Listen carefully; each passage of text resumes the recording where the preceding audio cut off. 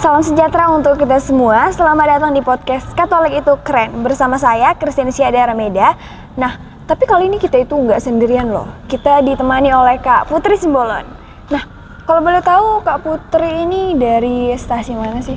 Kalau aku sendiri dari stasi Edith Stein, Santai Edith Stein, itu bertempatnya di Jumatakar.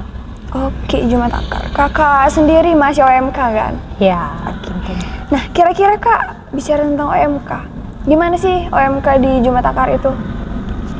Kalau OMK di Jumatakar sendiri sebenarnya aktif ya. Kalau kami ada kayak kegiatan-kegiatannya seperti doa malam minggu. Tapi di sisi lain ada hal yang mengejutkan gitu. Di OMK kami sendiri itu hanya 8 orang yang aktif.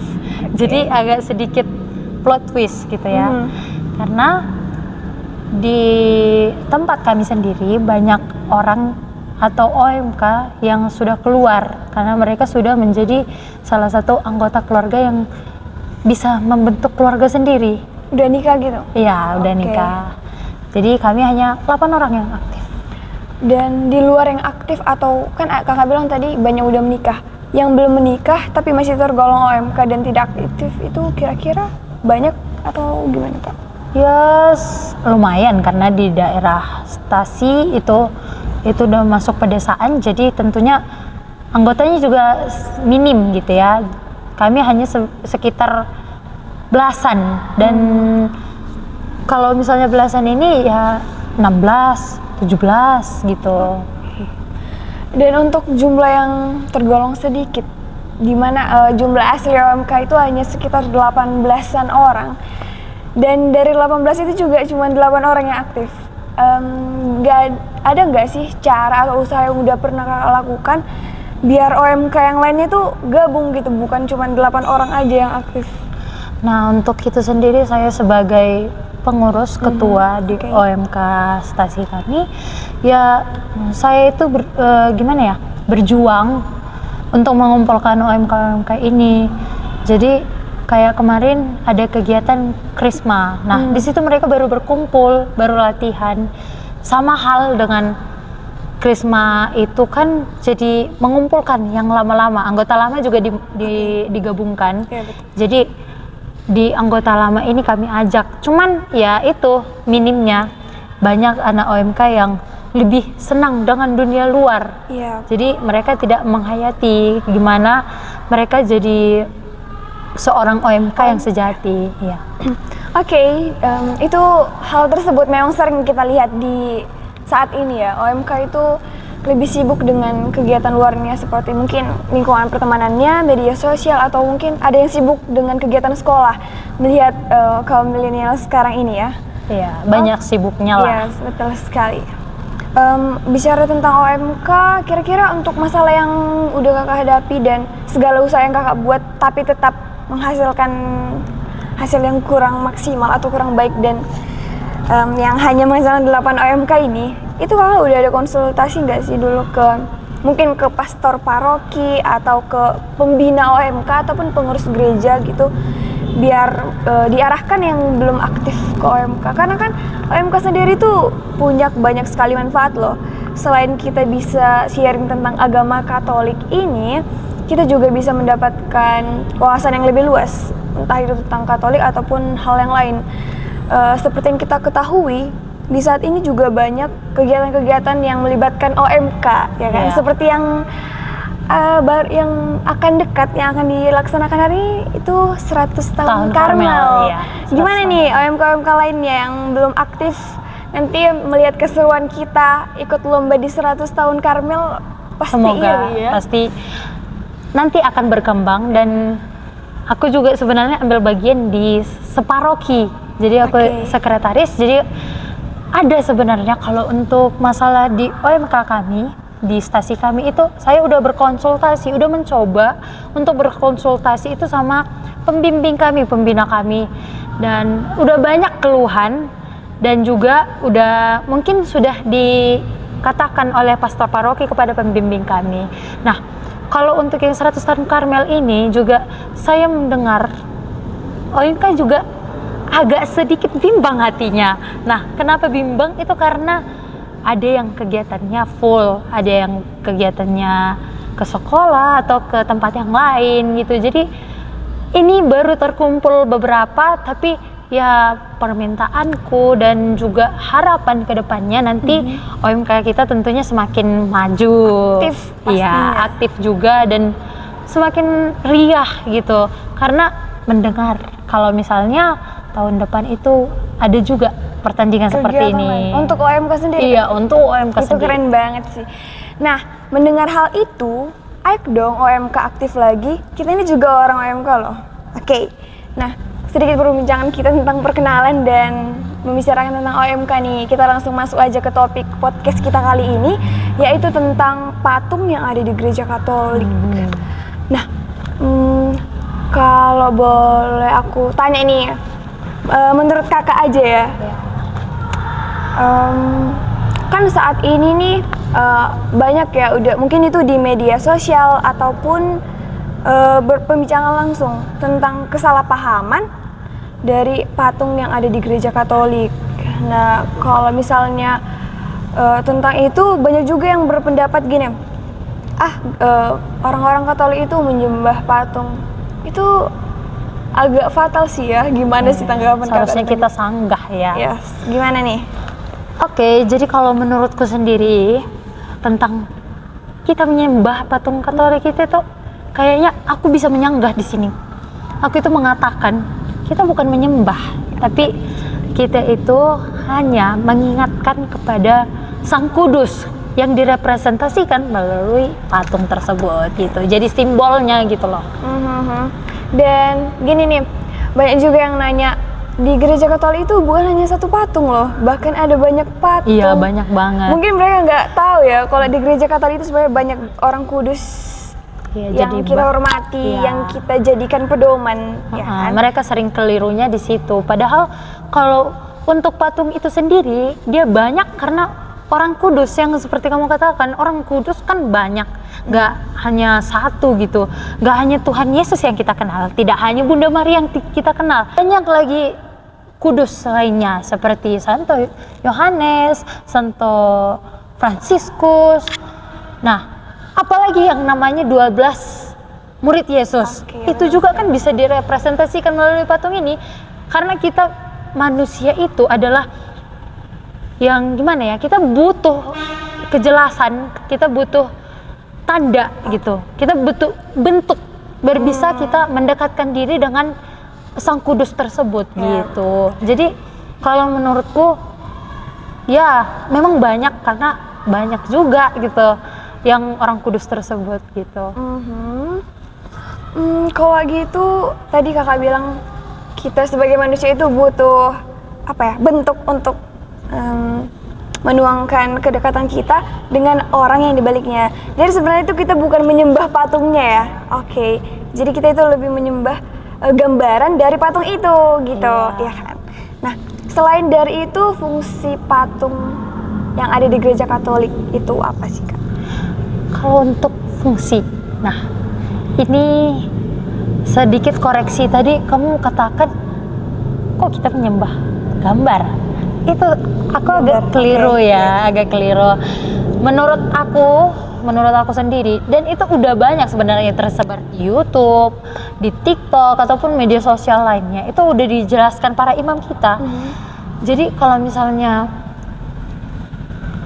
si gambar ini dia hanya mewujudkan dan menampakkan kalau misalnya diri Yesus itu dalam bentuk patung. Nah, sebenarnya kita bukan menyembah patung tersebut, tapi kita menyembah yang ada di dalamnya, dirinya gitu. Kita menyembah Tuhan Yesus bukan untuk kita sembah patungnya. Jadi patung itu hanya simbol.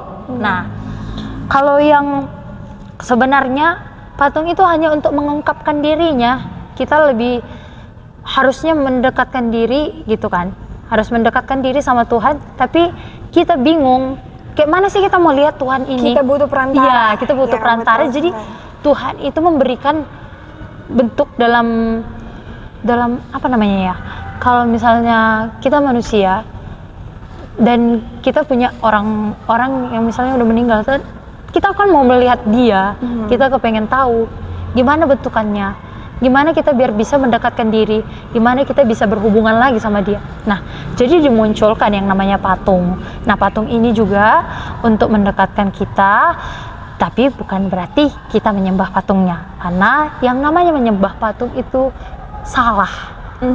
Dan para nabi-nabi dahulu juga melarang, dan mereka juga marah karena orang-orang Yahudi kan dulu sempat menyembah patung kan. Dan gini Kak, kalau misalnya bedanya itu di dulu kan patung itu dalam bentuk lain ya, bukan santo-santo, dan mereka sembah itu patungnya, bukan sosok di balik patung, dan itu bukan ya.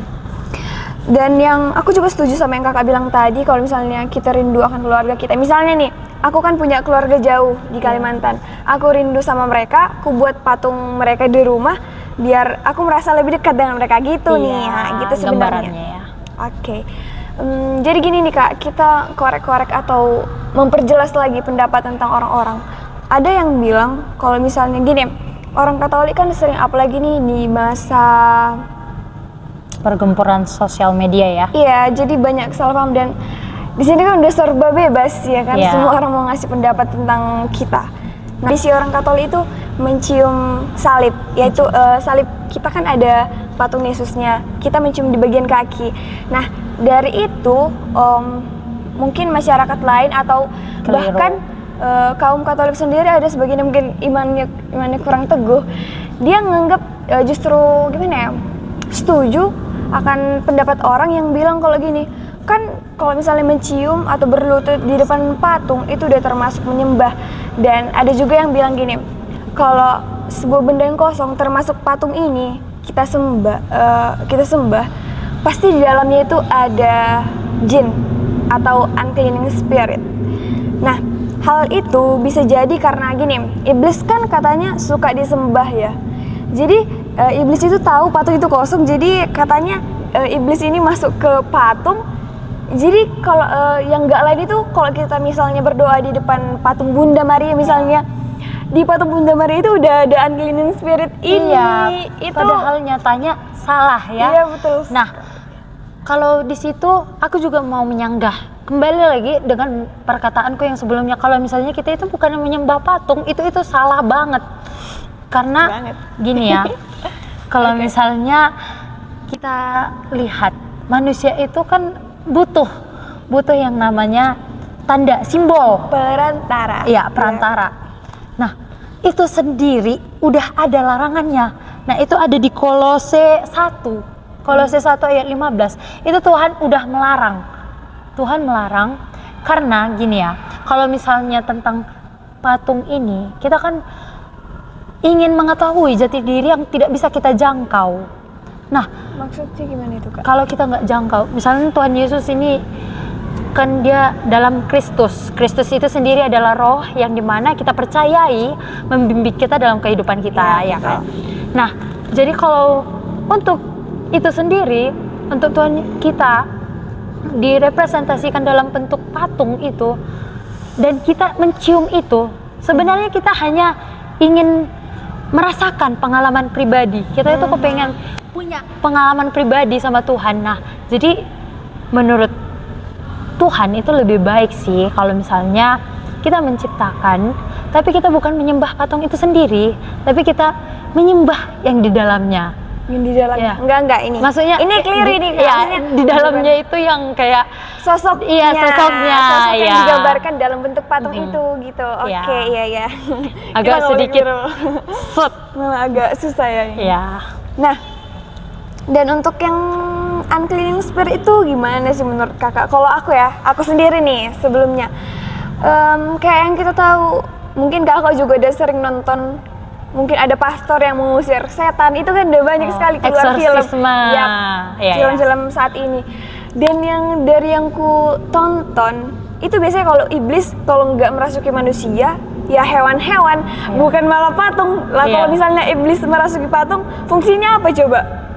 Iblisnya kalau misalnya masuk patung nggak bisa menggerakkan patungnya juga, misalnya gerak ya paling cuma jatuh, patungnya pecah gitu kan. Kalau misalnya kita pun dibilang menyembah patung, kan kita bukan kayak gini ke patungnya, bukan untuk membesar-besarkan patungnya kan, Iya, tapi kita itu menyembah sosok di balik patung gitu kan. Iya. Jadi gimana kita ya? ingin punya pengalaman gitulah, yang kayak aku bilang tadi kan, punya pengalaman pribadi. Jujur aja ya, kalau aku sendiri yang waktu Kamis Putih itu menyembah patung, kata langsung kayak, hah, menyembah patung? Iya. Mungkin Loh. gak sekolah yang bilangnya. Iya, pasti banyak sih komentar-komentar netizen yang bilang kalau misalnya, ih, Katolik agak lain ya menyembah patung. Itu jadi kayak, loh, kami kenapa jadi disangka menyembah patungnya? Bukan, kalau kami itu sendiri lebih gimana ya, kalau menurut aku sendiri itu bukan menyembah patung, sosok di baliknya itu kita ingin mendekatkan, terus kita ingin mengenali lebih dalam. Karena gimana sih Tuhan kita dulu, baru untuk apa sih aku memilih agama ini? Kan sebenarnya kita landasan kita masuk agama ini karena kita juga ingin mendalami siapa sosok di balik, atau siapa sih pendiri agama ini, siapa juga yang membuat imanku untuk tertarik masuk ke dalam keagamaan ini. Itu sih kalau menurutku dasarnya, itu fondasinya. Dan melalui patung-patung ini iman kita itu semakin kuat guys. Iya. Itu ya, untuk menyadarkan kita, terus untuk perantara kita mungkin biar merasa lebih Iya. dekat dengan Dan sosok itu pertobatan yang tadi ada. itu kan. Oke. Nah, ini ada yang lumayan menarik nih Kak. Ada salah satu saudara kita yang mungkin dia memang dia bukan umat Katolik. Nah, katanya gini, Tuhan itu marah loh kalau dibentuk sebagai patung. Nah, gimana nih, ada saudara kita yang bukan umat Katolik. Katanya kayak gini nih, patung itu kan buatan manusia. Nah, di gereja Katolik kan patung itu yang kita buat itu dalam bentuk Yesus Kristus ataupun Bunda Maria ataupun Yusuf. Nah, katanya gini, Yesus itu marah loh kalau dia dibentuk sebagai patung karena Yesus itu sendiri udah mewujudkan dirinya atau menyelamatkan umat manusia itu, ya dia itu mewujudkan dirinya sebagai anak manusia. Nah, oke. Sebentar ya. Oke. Ya, sebentar. Sebenarnya Tuhan itu bukan melarang kita membuat patung. Tapi yang dilarang itu adalah kita yang menyembah patung. Nah, kayak misalnya kamu ini ya lagi nyembah patung, kita anggap aja ya, kita balik ke masa lalu, yang namanya kayak patung-patung sapi gitu. Oke. Nah, itu yang baru dilarang Yesus. Itu yang nggak disenangi oleh Tuhan. Karena gimana ya? Tuhan sendiri mewujudkan dirinya dalam bentuk Kristus, menggambarkan dirinya dalam bentuk Kristus. Manusia, kan? Iya, dilahirkan. Jadi untuk mengingat bagaimana kelahirannya dulu, bagaimana pertumbuhannya, bagaimana dia mewartakan Injil, itu kan kita tentu butuh sosok tersebut. Kita butuh pandangan kita itu, kita bisa melihatnya gitu loh. Kita butuh bukti, kita butuh fakta untuk mewujudkan gimana sih Yesus ini. Jadi kalau untuk larangan yang tadi itu, Yesus melarang kita membuat patung gambar dirinya, bukan. Tapi kita menuhankan patung tersebut. Agak keliru ya. Agak keliru ya. Menuhankan itu yang nggak nonton podcast ini sampai habis mungkin bakal salah paham. Coba Kakak jelaskan ulang lagi. Ya, jadi kan kalau patung itu gimana ya, mengarahkan hati kita untuk lebih mendekatkan diri pada jati diri si patung Oke, ini. gini biar aku luruskan ya Kak. Nah. Misalnya dibuat patung Yesus disalibkan dengan luka-lukanya. Iya. Jadi kita misalnya mungkin pun luka yang ada di patung-patung itu nggak separah luka Yesus aslinya. Itu kita nggak tahu dengan jelas. Tapi misalnya dengan melihat patung Yesus yang ada luka-lukanya, kita kayak, ternyata Tuhan Yesus dulu untuk menyelamatkan manusia sampai segini ya. Nah, gitu mungkin yang maksud Kakak ya.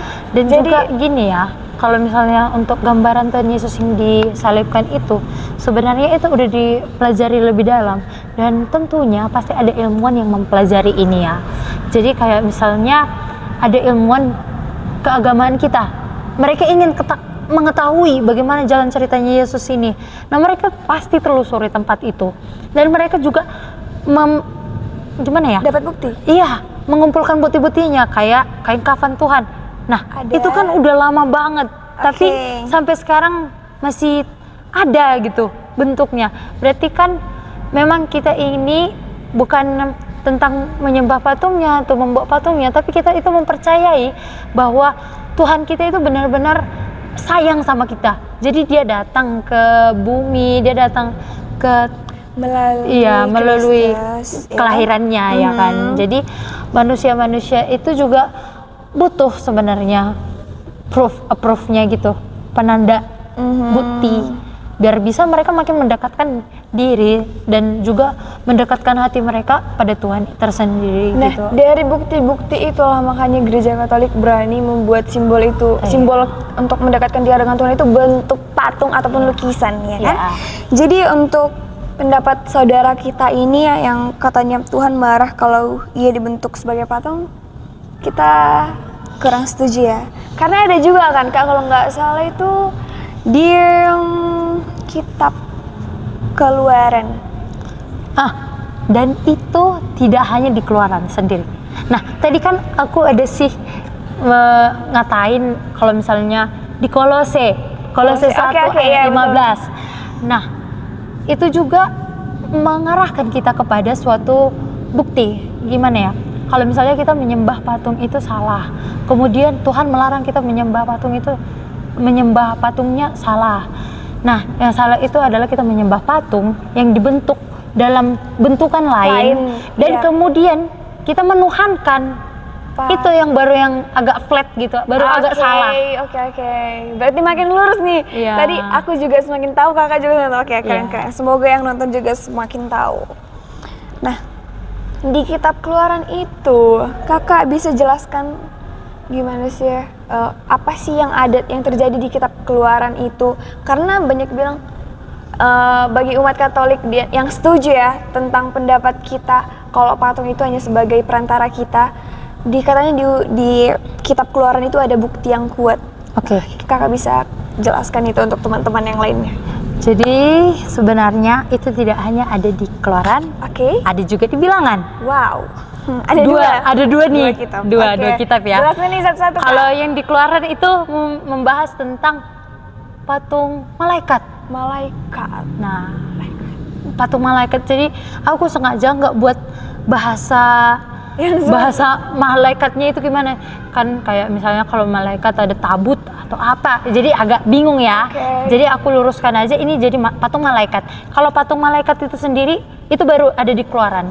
Nah, orang Yahudi pada zaman dahulu itu membuat patung malaikat, dan itu disuruh oleh Tuhan kita sendiri untuk menjaga tempatnya, untuk bait Allah. baitnya. Kemudian patung ular itu di kitab Bilangan. Dan ada perantaranya. Tuhan membuat patung tersebut tapi ada perantaranya. Dia menyuruh nih, salah satu nabinya itu adalah Nabi Elia. Wow, berarti Allah sendiri menyuruh Nabi Elia biar membuat patung tersebut agar kalau misalnya kita kilas-kilas, agak kita korek-korek sedikit, itu orang-orang zaman dahulu, dan kalau semoga aku nggak salah ya, itu orang Yahudi itu sempat tidak percaya, tidak percaya dengan apa yang dikatakan oleh Yesus sendiri. Jadi kayak Yesus mengirimkan ular untuk memakan orang-orang Yahudi. Wow, sangat gimana ya?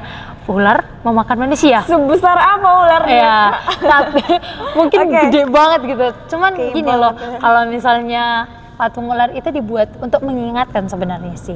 Kalau gini, Tuhan meminta untuk patung ular itu dibuat oleh Nabi Elia, biar gimana ya? Nanti ntar kalau misalnya Tuhan itu mau meminta untuk orang Yahudi atau pengikutnya itu benar-benar percaya sama dia, tentunya dia juga pengen biar mereka nggak ke arah yang salah. Jadi Tuhan itu sendiri membuat patung itu juga untuk penanda biar mereka janganlah berulah lagi, jangan membuat salah lagi. Berarti gini Kak, dibuat patung ular. Jadi kalau misalnya kan Kakak bilang tadi ular sendiri pernah dikirim Tuhan untuk makan orang Yahudi. Berarti melalui patung ular itu kayak teguran gitu ya. Iya. Jadi mengingatkan, oh iya tuh kemarin masyarakat kami udah dimakan ular. Jadi itu teguran dari Tuhan karena kami salah. Jadi melihat patung itu, oh iya kami nggak boleh salah lagi gitu. Iya. Oke. Sama halnya juga nih dengan Nabi Musa. Nabi Musa ada Iya. apa tuh? Nabi Musa juga sama, patung ular juga. Oh iya. Nah, yang dua ini aku kumpulkan. Semoga kalau misalnya yang Nabi Elia itu sebenarnya kurang approve. Yang lebih nyata itu sebenarnya Nabi Musa. Jadi kalau aku lebih setuju dengan Nabi Musa yang menciptakan patung ular tersebut gitu. Karena berarti gini ya, masih ada kekeliruan iya, tentang patung karena ini. ada dua gitu kan, ada dua pendapat Nabi Elia. Ada yang bilang Nabi Elia, ada yang ada Nabi Musa, jadi agak timpang hatiku juga jadi gimana nih teman-teman yang nonton nanti kasih pendapat ya, mungkin kita ada salah tentang Nabi Musa atau Nabi Elia. Karena Oke, ada satu hal yang menarik lagi nih Kak yang harus kita bahas. Gini, ada juga pendapat saudara kita yang lainnya, katanya kayak gini, patung dalam gereja itu adalah penghinaan terhadap Allah. Karena Allah sendiri bilang, di mana 1-2 orang berkumpul dalam namaku, aku akan hadir di tengah-tengah mereka. Jadi maksudnya nggak butuh harus ada patung gitu. iya. Tapi itu ya kembali ke sebelumnya, itu kan simbolik doang. Jadi kalau misalnya kita lagi doa rosario, kamu juga pasti sering kan, OMK juga sering kumpul. Nah itu pasti mereka menggunakan rosario, dan mereka itu melakukan yang namanya Salam Maria 10 kali. Nah itu juga sebenarnya ada fungsinya dari rosario itu tuh mengingatkan berapa kali mereka mengucapkan Salam Maria. Baru untuk tentang kehadiran Kristus, itu tentu Kristus udah hadir dalam diri kita sendiri. Jadi patung tadi itu hanya untuk menggambarkan dan juga mengingatkan kita untuk lebih dekat lagi dan lebih mendalami Tuhan kita gitu. Jadi kayak misalnya kita rajin doa sama-sama, doa rosario. Nah, Kalau kita kan nggak juga- mengimani iya, itu, nggak mengimani yes. itu, jadi kita lingung. Nah, Dan apa gunanya juga ya kan? Kayak misalnya gini ya, kamu itu rajin rosario, terutama hatimu ini udah sama Tuhan lah gitu, udah benar-benar, oh aku udah yakin sama Tuhan. Kayak suster kita, itu kan mereka dulu pasti sama kayak kita, orang-orang awam, orang-orang muda. Nah, mereka itu juga meyakinkan diri mereka dengan cara, ya mereka rajin berdoa, meminta tuntunan arahan dari Tuhan. Dan mereka itu berdoa kan, ada yang namanya salib. Salib itu kan juga berbentuk patung tapi kecil aja. Ada patung, iya. Nah, jadi berarti patung itu sendiri hanya simbolik gitu, hanya tanda untuk Balik mengingatkan. lagi ya untuk Iya. semua pertanyaan yang dari tadi kita permasalahkan dan kita perbincangkan Iya. di sini, ya patung yang kita gunakan itu hanya sebatas sebagai perantara, ya tanda Iya. dan perantara. Iya. Cuman ya memang begitu simpel sebenarnya, cuman diperumit ya dengan banyaknya persepsi yang mungkin itu salah. Dan banyak juga tentang, oh ya yang kita bahas tadi tentang bilangan, kita bilangan dan keluaran itu, ada juga bahkan yang bilang gini, itu kan atas perintah Allah, di situ kan memang tertulis di kitab suci kalau misalnya pembuatan patung itu kan Allah sendiri yang memerintahkan, yang menyuruh. Iya. Tapi kan untuk membuat patung di gereja itu kan nggak ada perintah Allah, itu ada yang bilang kayak gitu. Jadi Padahal dasarnya itu sendiri, kalau kita yakinkan diri kita yakinkan keimanan kita, Tuhan itu nggak harus menyuruh kita, tapi kita hanya ingin mengingat Dia itu, kita hanya ingin mengenal Dia gitu, hanya ingin mendalami. Jadi kita ya terarah hatinya untuk membentuk patung tersebut. Dan nggak ada larangan juga ya kan, Iya. selagi kita nggak bukan menahankan menyembah patung, berhala, iya. ya. Kita membuat patung itu dengan tujuan patung itu sebagai gambaran, simboliknya. iya, yang gambarannya gini, kita membuat patung Tuhan, patung itu kita buat untuk menyembah Tuhan, bukan untuk menyembah patung itu. Jadi untuk yang kayak dibilang teman-teman kita itu udah pasti kita bantah ya. Ya, dan aku juga ada sedikit fakta lagi itu ada di dokumen gereja dan ada di Konsili Nikea. Itu membahas juga tentang tidak ada larangan patung sebenarnya. Jadi di dokumen gereja Katolik sendiri juga udah memberitahu bahwa patung itu sebenarnya nggak salah kalau untuk dibentuk. Ya? Iya, Oke, gitu. Oke, jadi mungkin lebih kurang begitulah ya perbincangan kita mengenai patung yang ada di gereja Katolik. Dan ini ada tadi kesalahan ya, kamu mungkin kita nggak sadar ya. Udah lama bincang-bincang rupanya ada yang salah. Iya, Nah gini teman-teman, tadi kita bilang yang mencium patung pada masa Prapaskah itu di Kamis Putih, itu salah ya. Kita di ada Jumat kesalahan Agung. ya. Itu Iya. di Jumat Agung yang sebenarnya terjadi di Kamis Putih itu kan perjamuan malam terakhir Yesus perjamuan dengan murid-muridnya. Dan sedangkan Jumat Agung itu saat penyaliban Tuhan Yesus sendiri. Dan tradisi gereja Katolik itu setelah kita mengadakan jalan salib, terus sorenya misa menandakan itu kita. Iya. Dan disitulah kita baru melaksanakan penciuman salib itu. Iya. Oke. Itu ya teman-teman. Dan di sini aku khawatir Kak, untuk teman-teman yang nggak nonton sampai habis pasti udah ngejudge kita. Dan juga gini ya, kalau menurut aku memang kata-kata kami itu kayak agak berulang-ulang dan gimana ya, sebenarnya itu kami ingin ke poinnya, cuman gimana ya, namanya juga manusia banyak salahnya, banyak kurangnya gitu. Apalagi dengan pemahaman anak muda pasti pengennya yang sikat-sikat aja, jangan yang lama-lama gitu kan. Tapi ya udah nggak apa-apa. Pembendaharaan kata kita masih kurang. Oke, mungkin teman-teman dengan mendukung podcast ini semoga makin berkembang. Iya, kita makin berkembang dan juga banyak inspirasi dari luar. Dan dari tadi banyak kesalahan di podcast ini, kami harap teman-teman bisa berkomentar di kolom komentar. Dan kesimpulan dari podcast kali ini adalah patung yang ada di gereja Katolik itu sebenarnya cuman hanya simbol dan perantara kita. Dimana kalau misalnya kita sendiri rindu sama seseorang, hanya dengan melihat fotonya, bisa aja kita mencium-cium fotonya. Padahal kan yang kita sembah itu atau yang kita rindukan itu kan bukan fotonya, tapi sosok di balik fotonya. Gitu sih menurutku. Kalau dari kakak sendiri?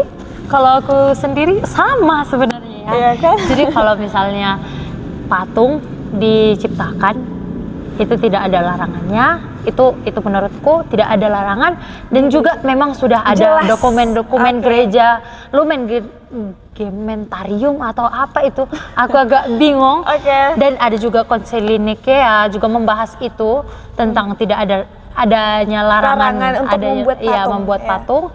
Kemudian menurut saya itu kalau untuk masalah kita menyembah patung itu sebenarnya nggak pas ya, karena sebenarnya kita bukan mau menuhankan patung tersebut, tapi kita ingin mendekatkan diri, mengenal sosok yang dibalik patung tersebut.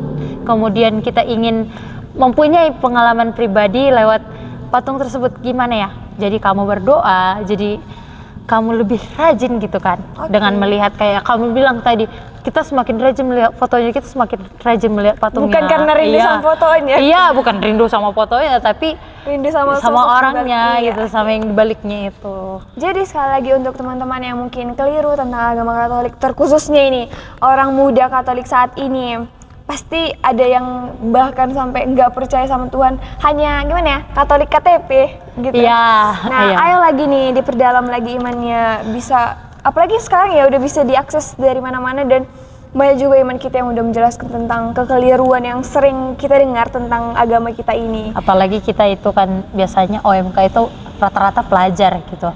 Pelajar juga butuh pengetahuan yang luas tentang agama. Apalagi imannya itu harus didalami. Jangan hanya Katolik KTP, itu sebenarnya kita agak malu mendengarnya seperti itu. Dan itu tuh karena yang kakak bilang, yang Katolik KTP, karena itulah makanya banyak orang muda sekarang ini yang asal ngomong gitu Kak, asbun ya, asal bunyi. Itu kayak itu gak makanya ada pembelajarannya. Iya, gitu, dia belum mendalami tentang itu, tapi udah ngejudge atau gimana ya, udah ngasih pendapat yang buruk tentang hal itu. Nah itu perlu dikurangi nih, terkhusus untuk orang muda Katolik. Dimana ya, kita lah ya penerus gereja ini, selain penerus bangsa, kita juga penerus gereja. Oke, mungkin demikian podcast dari kami. seperti yang udah kami bilang tadi, kami memang udah pasti banyak kesalahan dari tutur kata, cara menyampaikan ataupun Kekeliruan, pengulangan. kekeliruan. Mungkin gimana ya? Pikiran kami agak berubah saat ini. Kami mohon maaf dan kami selalu menerima koreksi dari teman-teman sekalian. Segitu dulu, kami ucapkan sampai jumpa. Saya Krisyensia Darameda. Dan saya Putri Rosa Sibolon. Sampai jumpa di episode selanjutnya.